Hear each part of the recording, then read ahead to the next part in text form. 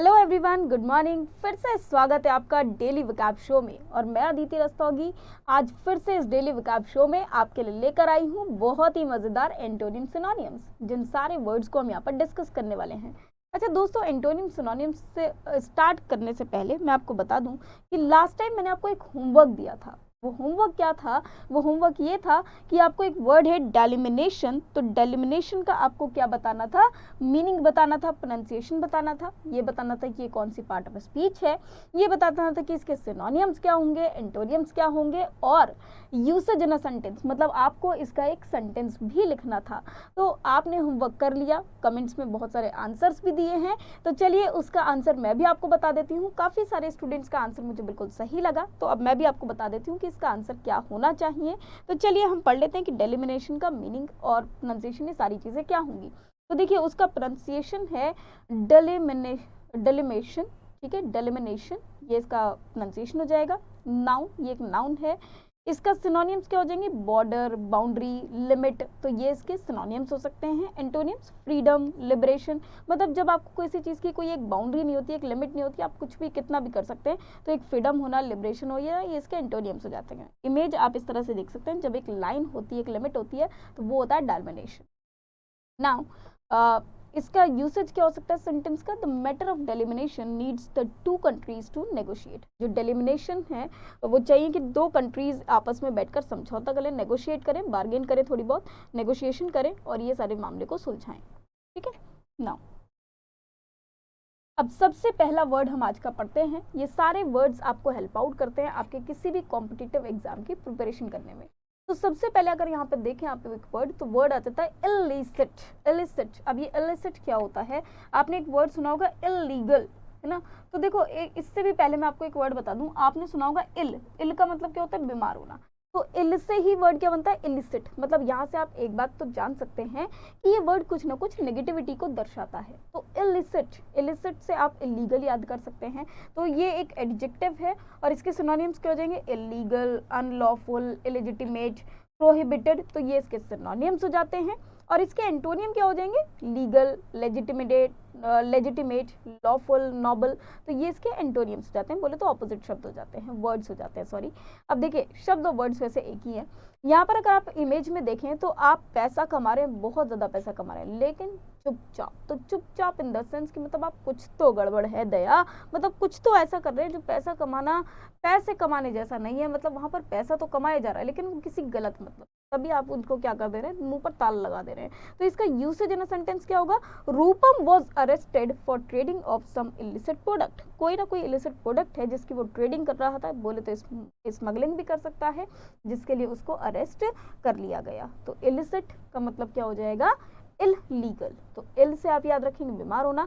अब बीमार होकर पैसे, बीमार वाले पैसे कमाना मतलब क्या हो गया? कि आप किसी गलत तरीके से पैसा कमा रहे हैं, मतलब आप कुछ इलीगल, इलिसिट कर रहे हैं। तो चलिए इसी तरह से बढ़ जाते हैं नेक्स्ट वर्ड पे। नेक्स्ट वर्ड क्या है? डिस्प्रोपोर्शनेट। अब डिस्प्रोपोर्शनेट, इससे आपने एक वर्ड तो सुना होगा, प्रोपोर्शन, रेशियो एंड प्रोपोर्शन आप पढ़ा करते थे मैथ्स में, है ना, अरिथमेटिक में। तो यहाँ पर डिस्प्रोपोर्शनेट, ये इसका क्या हो जाएगा? प्रोनाउंसिएशन हो जाएगा। ये भी एक एडजेक्टिव है। अब किसी चीज़ को प्रोपोर्शनेट मतलब प्रोपोर्शन में बांटना, और डिस्प्रोपोर्शनेट मतलब उसको इक्वली ना बांटना, तो वो क्या हो जाता है आपका? डिस्प्रोपोर्शनेट, मतलब एक पर्टिकुलर, एक इक्वल पार्ट्स में ना डिस्ट्रीब्यूट करना। तो इसका जो सिनोनिम्स हो जाएंगे वो हो जाएंगे इनऑर्डिनेट, अनइक्वल, अनड्यू। आप हमेशा याद रखो किसी भी वर्ड से पहले अगर इम ऐड हो जाए, इन ऐड हो जाए, डिस ऐड हो जाए, इल ऐड हो जाए, तो ये जनरली नेगेटिव वर्ड्स में होते हैं। ऐसा नहीं कि हर वर्ड नेगेटिव होगा, लेकिन मोस्टली इस तरह के जितने भी वर्ड्स हैं वो नेगेटिविटी को लेकर आते हैं। ठीक है। अब इनफॉर्म, फॉर्म से पहले इनफॉर्म ऐड नहीं होता, ये प्रीफिक्स की तरह जब काम करते हैं तब की बात कर रही हूँ। अब प्रोपोर्शनेट में डिस क्या है? प्रीफिक्स है, तो ये आपको ध्यान रखना है। तो जब ये एज अ प्रीफिक्स यूज होते हैं ना, तो ये नेगेटिव वर्ड्स को लेकर आते हैं। अब इसके एंटोनिम्स क्या हो जाएंगे? इक्वल। अब देखो अनइक्वल, हाँ, एक और वर्ड, एक और प्रीफिक्स अगर अन भी ऐड हो जाए तो वो भी नेगेटिव को ही लेकर आता है। तो अनइक्वल भी क्या हो जाता है? वो भी आपका डिसप्रोपोर्शनेट का सिनोनियम हो जाएगा, है ना। अनड्यू, ये सारे क्या है? सिनोनिम्स हैं। और इक्वल, प्रोपोर्शनेट, कमेंसरेट, बैलेंस्ड, ये इसके क्या हो जाएंगे? एंटोनिम्स हो जाएंगे। अब यूसेज क्या होगा इसका? सेंटेंस कैसे बना सकते हैं? There is a disproportionate distribution of wealth across the economic classes. तो ये इसका क्या हो जाएगा? सेंटेंस बन जाएगा। जैसे आप यहाँ पर देख रहे हैं कि ये तराजू है, तो इसमें कुछ भी इक्वल नहीं है, मतलब एक बहुत ऊपर उठा हुआ है, तो मतलब जो ये बैलेंस है दोनों तरफ वो कैसा है, वो इक्वल नहीं है। तो ये आपको ध्यान रखना, ठीक है। अब आ जाते हैं हमारे नेक्स्ट वर्ड पे, देखते हैं नेक्स्ट वर्ड क्या है। इन द ऑफिंग, ये बेसिकली एक फ्रेज है। इन द ऑफिंग, अभी एज से आप देख रहे हैं अगर, तो ये जो एरोप्लेन है वो अभी लैंड होने वाला हुआ नहीं है, मतलब अभी रास्ते में ही है। तो ऑफिंग, इन द ऑफिंग, अब इसका मीनिंग क्या होता है, बेसिकली वैसे तो ये एक नाउन है और वैसे आप इसे एक फ्रेज भी कह सकते हैं, ठीक है। तो सिनोनिम्स क्या हो जाते हैं इसके, इमिनेंट, इम्पेंडिंग, मतलब जो अभी पेंडिंग में हो, है ना, लूमिंग, ऑन द वे, जो भी ऑन द वे हो, नियर हो, ऑन द हॉरिजन हो, अपकमिंग हो, मतलब जो आने वाला है अभी तक आया नहीं, मतलब जो रास्ते में है, जो आ सकता है, जल्दी आ सकता है, जल्दी आने वाला है, ये कंफर्म है लेकिन अभी तक आया नहीं है। जैसे ट्रांजिट में आप कहते हैं, है ना, कि भाई सामान अभी आया नहीं है, इन ट्रांजिशन, ट्रांजिशन मतलब अभी रास्ते में ही है ना। तो जैसे हम कहते हैं ना बस आने वाला है वो, है ना, जैसे मैं कह रही हूँ नेक्स्ट वर्ड बस आने वाला है, नेक्स्ट वर्ड, तो इन द ऑफिंग है नेक्स्ट वर्ड। एंटोनियम्स क्या हो जाएंगे, अवे, बहुत दूर है अभी, कट ऑफ है, डिस्टेंट है, बहुत दूर है अभी, अभी नहीं आ रहा, वो बहुत दूर है ना, तो वो अभी रास्ते में नहीं है। Usage in a sentence, new batch is in the offing, कि जो न्यू बैच है वो रास्ते में ही है, मत बोले तो न्यू बैच अभी बस स्टार्ट ही होने वाला है, मतलब अपकमिंग है, तो अपकमिंग बैच जिसे हम बोलते हैं तो वो क्या हो जाता है, इन द ऑफिंग। तो अब जैसे मैं आपसे कह रही हूँ कि भैया नेक्स्ट वर्ड ना इन द ऑफिंग है, मतलब अब अपकमिंग है। तो चलिए नेक्स्ट वर्ड की तरफ बढ़ जाते हैं और वो है एम्बिवेलेंस। अब ये एम्बी वर्ड, जो एम्बी है, एम्बी का मतलब होता है टू, ठीक है, एम्बी का मतलब कितना होता है, दो। मतलब जैसे अगर आप एम्बिगस की बात करते हैं तो एम्बिगस में भी टू वर्ड आता है, तो एम्बी, एम्बी का मतलब क्या होता है, टू होता है ना। जैसे एम्बी डेक्स्ट्रस, तो वहां पर एम्बी मतलब दोनों हाथों का यूज करना, तो एम्बी का मतलब ही क्या होता है, टू होता है, ये आप याद रखें। फिर आ जाता है विलेंस। अब इसका मीनिंग क्या है, पहली बात तो ये नाउन है और एम्बिगस से ही आप वर्ड याद करिए, एम्बिवेलेंस, तो जिसको दो तरह से बांटा जा सके, मतलब दो तरह से देखा जा सके, जो डबल हो, डबल मीनिंग हो, वो क्या हो जाता है आपका एम्बिवेलेंस, ना। तो एम्बिगस, ये इसका सिनोनिम, मतलब जो डबल मीनिंग हो वो क्या हो जाता है, एम्बिवेलेंस। ड्यूबिटी, अनसर्टेनिटी, मतलब आप उस वर्ड को देखकर कुछ भी सर्टेन नहीं है, वो किसी के लिए भी यूज हो सकता है। अब मान लो मैं आपसे अगर बोलूँ चेक, तो चेक सुनकर प्रोनाउंसिएशन आपने सुनी चेक, तो चेक के दो मीनिंग बैठते हैं।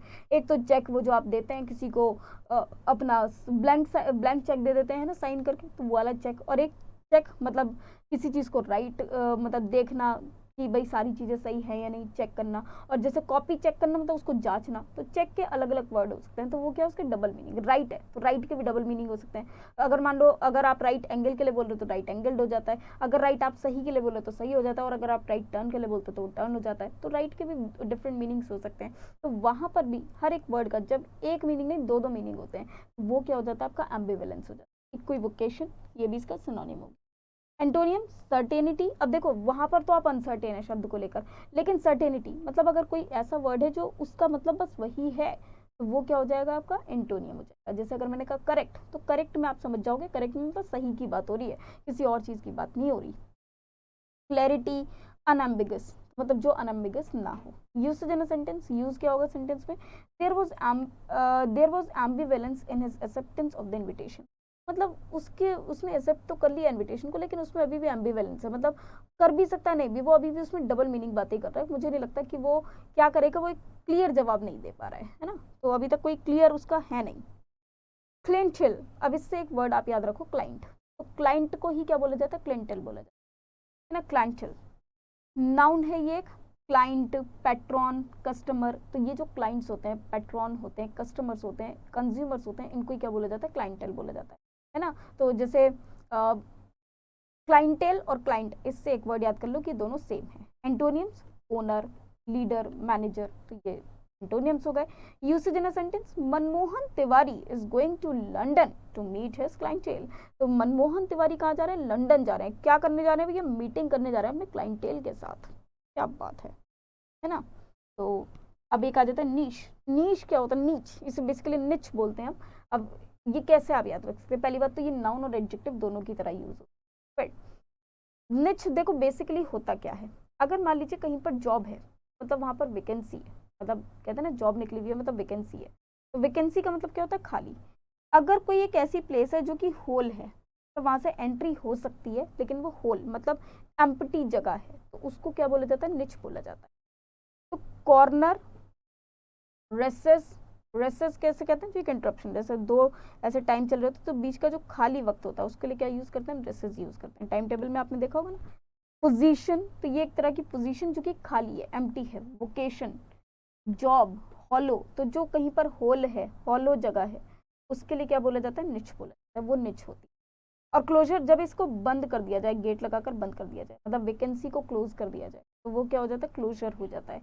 माउंड, सॉलिड, वो क्या हो जाएगा, इसका एंटोनियम। मतलब अगर कहीं पर एक छेद है वो क्या होगा, निच, और कहीं पर अगर बिल्कुल ऐसे ओपेक है तो वो क्या हो जाएगा आपका क्लोजर, मतलब माउंट, मतलब इसका एंटोनियम हो जाएगा। यूसेज, विभूति सून फाउंड हिज निच इन द क्लब। विभूति ने जल्द ही अपनी निच, मतलब अपने लिए जगह पाली, कहाँ पर पाली, क्लब में। तो उसने अपने लिए जगह ढूंढ ली कि भाई ये खाली जगह मैं यहाँ पर अप्लाई कर सकता हूँ, तो उसने जल्दी एक निच ढूंढ लिया अपने लिए क्लब में, मतलब उसने अपने लिए जॉब ढूंढ ली। अभी जॉब को ऑक्यूपाई नहीं करा, जॉब मिल नहीं गई, लेकिन जॉब ढूंढ ली कि हाँ यहाँ पर वैकेंसी है, यहाँ पर एम्प्टी प्लेस है, मैं यहाँ पर जा सकता हूँ, यहाँ जगह खाली है, कहता है ना जगह खाली है, चले जाओ भर्ती हो जाओ, यस, तो वहाँ जगह उसके लिए खाली है। फिर एक वर्ड आ जाता है इंपैरेटिव। अब आपने इंपैरेटिव सेंटेंस तो सुने ही होंगे। इंपैरेटिव सेंटेंस कौन से होते हैं, जैसे go bring a glass of water for me, shut the door, ये क्या होते हैं, इंपैरेटिव, जिसमें ऑर्डर्स होते हैं, रिक्वेस्ट होते हैं, लेकिन वो इंपैरेटिव सेंटेंस होते हैं। अब ये होते क्या हैं, अगर इंपैरेटिव वर्ड की बात करें तो वो एक एडजेक्टिव भी है, नाउन भी है। सिनोनिम्स क्या हो जाते हैं, जो चीज नेसेसरी हो, ऑब्लिगेटरी हो, रिक्विसाइट हो, एसेंशियल हो, इंपॉर्टेंट हो, जो एसेंशियल हो, इंपॉर्टेंट हो, उसको बोलते हैं इंपैरेटिव। तो जैसे कि आप देखते हैं, खाना, रहना, रोटी, कपड़ा, पानी, ये सब क्या है आपके लिए, इम्पैरेटिव्स हैं। These all things, all these things are imperatives. ये सारी चीज़ें हमारे लिए बहुत एसेंशियल हैं, बहुत ज़्यादा इंपॉर्टेंट हैं, ज़रूरी हैं, ज़रूरत की चीज़ें हैं, तो ये क्या है, imperative. Antonyms, non essential, insignificant, needless, जिनकी कोई ज़रूरत ही नहीं है। Usage, it is imperative to do something, कुछ करो, ये करना ज़रूरी है, कुछ करना ज़रूरी है। ऑब्वियसली जब आप जीना है आपको, तो आपको जीने के लिए कुछ करना ज़रूरी है। हालांकि मैं कहती हूँ ज़िंदगी के लिए सिर्फ जीने के लिए सिर्फ ज़िंदगी की ज़रूरत होती है यूँ तो, लेकिन यहाँ पर जीने के लिए ज़िंदगी नहीं बल्कि जीने के लिए कुछ और चीज़ों की भी ज़रूरत पड़ती है जो कि ज़रूरी है। कुछ करना ज़रूरी है, कुछ करोगे तभी तो खाओगे पियोगे, जब तक खाओगे पियोगे नहीं जियोगे कैसे भी। तो खाना पीना करने के लिए कुछ ना कुछ तो करना ही पड़ता है। हॉबल, अब देखो हॉबल का मतलब क्या होता है। आप इस बच्चे को या आदमी जो भी यहाँ पर देख रहे हो, इसके पैर में चोट लगी हुई है और ये प्रॉपर्ली वॉक नहीं कर पा रहा, तो ये इसका प्रोनाउंसिएशन क्या हो जाता है, हॉबल। वर्ब है ये एक। Hinder, stagger, hamper, stumble. देखो बेसिकली होता क्या है, जब आप ठीक से नहीं चल पाते, लंगड़ा कर चलते क्योंकि आपके पैर में चोट लगी हुई है, तो उसको बोला जाता है हॉबल करना। एंटोनियम्स, रन, मूव, स्ट्राइड। अब अगर आपके पैर में चोट नहीं है तो आप तेज भाग भी सकते हो, मूव भी कर सकते हो, स्ट्राइड भी कर सकते हो। Usage in a sentence, after the stiff and painful injury Prateek could only हॉबल।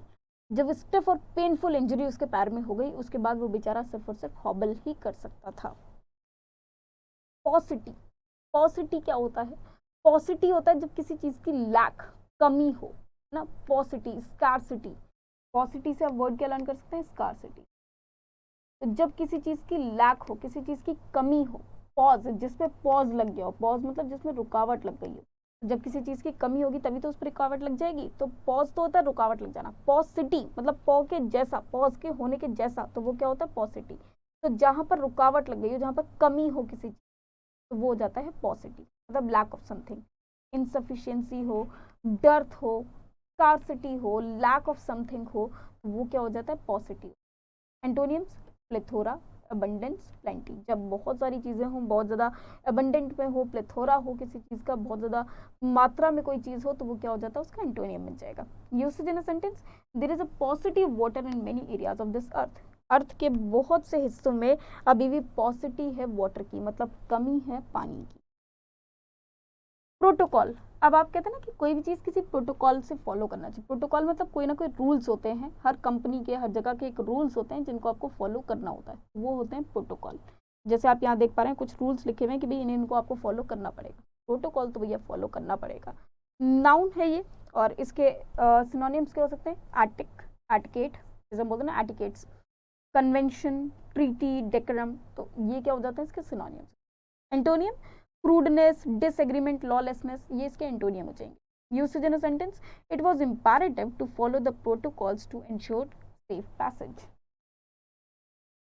Doge, अब डॉजी क्या होता है, डॉजी डॉड या डॉगी वर्ड से मत लेकर बैठ जाना। डॉजी का मतलब होता है वो पर्सन जो कि डिसऑनेस्ट हो, है ना, जो कि डिसऑनेस्ट हो या फिर जो बिल्कुल भी ईमानदार ना हो, अनरिलायबल हो, तो वो इसके मीनिंग हो जाते हैं। सिनोनिम्स ट्रिकी, कनिंग, स्लाई, वो इसके सिनोनिम्स हो जाएंगे। एंटोनियम्स क्या हो जाते हैं, कैंडिड, ऑनेस्ट, ट्रस्टवर्दी, वो इसके एंटोनियम हो जाएंगे। Usage, you never know how dodgy the witness is going to be, आपको कभी नहीं पता कि कितना जो विटनेस है वो कितना डॉजी हो सकता है। इन्फ्रिंजमेंट, इन्फ्रिंजमेंट क्या होता है, ये एक नाउन है। वायलेशन किसी चीज का अगर आप ब्रीच करो, वायलेशन कर दो, तो वो इसका सिनोनियम हो जाएंगे। एंटोनियम कंप्लायंस करना, मतलब मान लेना, ओबीडियंस करना, है ना, किसी चीज को मान लेना, ओबे करना, तो वो इसके एंटोनियम हो जाता है। Usage in a sentence, even minor infringements of the law will be severely punished, अगर आप छोटे छोटे वायलेशन भी करेंगे लॉ के, तो उसमें भी आपको पनिशमेंट मिल जाएगी ना। तो वायलेशन मतलब किसी चीज़ को, इन्फ्रिंजमेंट मतलब किसी चीज़ का आपने कहा कि ब्रीच कर देना, तोड़ देना, प्रॉमिस तोड़ देना, वायलेशन करना, ये रूल्स को एबोलिश करना, तो वो क्या हो जाता है, इन्फ्रिंजमेंट, मतलब उसकी कोई भी रूल को ना फॉलो करना। ऑगमेंट, ऑगमेंट का मतलब क्या होता है, किसी भी चीज़ को अगर आप बढ़ावा देते हो, मतलब पूरा बढ़ा देते हो, एक्सपैंड कर देते हो, तो वो हो जाता है ऑगमेंट। मतलब किसी चीज़ को, इसका वर्ब है एक, तो ये पार्ट ऑफ स्पीच, ऑगमेंट इसका प्रोनाउंसिएशन हो जाएगा। किसी चीज़ को एक्सपैंड करना, एनलार्ज करना, इंक्रीज करना, बढ़ा देना, वो क्या हो जाता है, ऑगमेंट, है ना। अगर मैं इसे बोलूँ तो कैसे बोलूँगी, ऑगमेंट, तो ऑगमेंट जो बढ़ा देना, तो वो क्या हो जाता है, ऑगमेंट। अब्रिज, अब्रिज मतलब जब ब्रिज को लेकर ऐसे मिला दो आपस में, तो वो क्या हो जाता है, अब्रिज मतलब छोटा कर देना। अगर ब्रिज होता है तो एक किनारे को दूसरे किनारे से जोड़ देता है, मतलब इस डिस्टेंस को छोटा कर देता है, छोटा कर देता है, और हमें एक जगह से दूसरी जगह पर जाने के एनेबल कर देता है। तो अब्रिज मतलब उस चीज़ को छोटा कर देना, डिमिनिश कर देना, डिक्रीज कर देना, तो वो इसके क्या हो जाएंगे, antonyms. Usage, Rohan will have to find some freelance work to augment his income, Rohan को कोई ना कोई फ्रीलांस वर्क ढूंढना पड़ेगा ताकि वो अपनी इनकम को थोड़ा सा बढ़ा सके, है ना।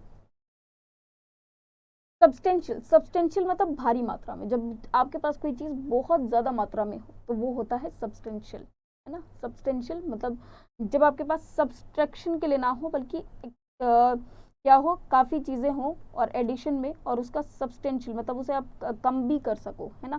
तो सब्सटेंशियल मतलब जो चीज़ बहुत ज़्यादा आपके पास हो, अबंडेंस में हो, तो कंसिडरेबल हो, रियल हो, मटीरियल हो, वेटी हो, बहुत ज़्यादा हो, है ना, या अबंडेंट हो, यस, तो या कोई भी चीज़ जो बहुत ज़्यादा हो, है ना, प्लेंटी ऑफ। और एंटोनियम्स क्या हो जाएंगे, इनसब्सटेंशियल, वर्थलेस, वो इसके एंटोनियम हो जाएंगे। Usage, the earthquake cause substantial damage in Turkey, अब देख रहे हैं कि अभी टर्की में कितना बड़ा अर्थक्वेक आया और उस अर्थक्वेक ने बहुत भारी मात्रा में नुकसान पहुंचाया है टर्की को, वो हो जाता है सब्सटेंशियल। प्रोब, प्रोब ये इसकी प्रोनाउंसिएशन है, प्रोब। नाउन भी है, वर्ब भी हो सकता है। स्क्रूटनाइज करना, इंक्वायरी करना, किसी चीज़ को इन्वेस्टिगेट, जैसे ये बेचारा जो बच्चा है, ये मैग्नीफाइंग ग्लास लेकर बैठा है इतना बड़ा और सर्च कर रहा है, न जाने क्या इन्वेस्टिगेट कर रहा है, तो किसी चीज़ को इन्वेस्टिगेट करना, स्क्रूटनाइज करना, इंक्वायरी करना, वो इसके सिनोनियम्स हो जाएंगे। एंटोनियम्स क्या हो जाता है, ग्लिम्स, एब्सर्ड, तो वो इसके क्या हो जाते हैं, एंटोनियम्स हो जाते हैं। Usage in a sentence, I don't want to probe too deeply into your personal affairs, मैं आपके पर्सनल अफेयर्स में इतना ज़्यादा डीपली इंटरफेयर नहीं करना चाहती, बिल्कुल नहीं सोचना चाहती कि भाई तुम क्या कर रहे हो, मैं प्रोब नहीं करना चाहती, इंटरफेयर नहीं करना चाहती, बिल्कुल भी मैं कोई इंक्वायरी नहीं करना चाहती आपके पर्सनल अफेयर्स में क्या चल रहा है, ठीक है। अब आ जाता है डेफिसिट, तो देखो डेफिसिट आप जानते हैं, एक होता है सरप्लस, सरप्लस मतलब फायदा जब होता है, डेफिसिट जब किसी चीज़ की कमी, मतलब किसी में लॉस होने लगता है, वो डेफिसिट, है ना। डेफिसिट ये इसका प्रोनाउंसिएशन हो जाएगा, नाउन होता है बेसिकली। शॉर्टेज हो जाना, किसी चीज़ की कमी हो जाना, डेफिशिएंसी हो जाना, शॉर्टफॉल हो जाना, ये इसके सिनोनिम्स हो जाएंगे। एंटोनिम, प्लिथोरा, एक्सेस, सरप्लस, तो वो इसके एंटोनिम्स हो जाएंगे। Usage, there are many priorities but reducing the physical deficit is of paramount importance, ठीक है। डबियस, डबियस अलग वर्ड किससे बन गया, डबल से, मतलब दो, तो ये चीज़ आपको याद रखना है, दो। तो डबियस ये एक एडजेक्टिव है, हेजिटेटिंग एंड डाउटिंग, तो जब कोई भी चीज़ दो हो कि यार ये वाला ऑप्शन लूँ या ये वाला ऑप्शन लूँ, तो वो ऑब्वियसली आपके माइंड में क्या क्रिएट कर देता है, डाउट क्रिएट। तो जिसमें डाउटफुल हो, जो क्वेश्चनेबल हो, अनसर्टेन हो, सस्पिशियस हो, तो वो क्या हो जाता है, सिनोनिम हो जाता है।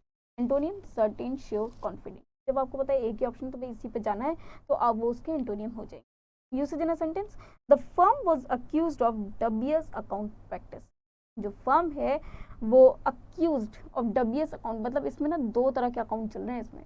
तो डाउटफुल अकाउंट है यहाँ पर, डबियस अकाउंट है, मतलब कुछ तो ये गड़बड़ कर रहे हैं। एक तो ये कैश में चला रहे हैं और एक ये बिल देकर चला रहे हैं, तो कहीं ना कहीं फर्म में कुछ तो गड़बड़ चल रही है। तो डाउटफुल है तो वो क्या हो जाएगा, डबियस है ना, कुछ तो डबियस है। दया, डी फॉर दया, डी फॉर डबियस, याद रखिएगा, डाउटफुल है। परवर्स, परवर्स क्या हो जाता है, ये एक एडजेक्टिव है। स्टबन होना, जिद्दी होना, वेवर्ड होना, जैसे यहाँ पर आप देख रहे हैं कि दोनों एक दूसरे से ऐसे उठ के खड़े हैं, पता नहीं कुछ तो गड़बड़ है यहाँ पर, कुछ तो ये अपनी अपनी जिद पकड़े हुए बैठे हैं। तो ऑब्स्टिनेट हैं ये दोनों। एंटोनियम्स, कि जब एक दूसरे की बातें मान ले, एग्रीएबल हो जाए, रीजनेबल हो जाए, टॉलरेंट हो जाए, तो वो इसके एंटोनियम हो।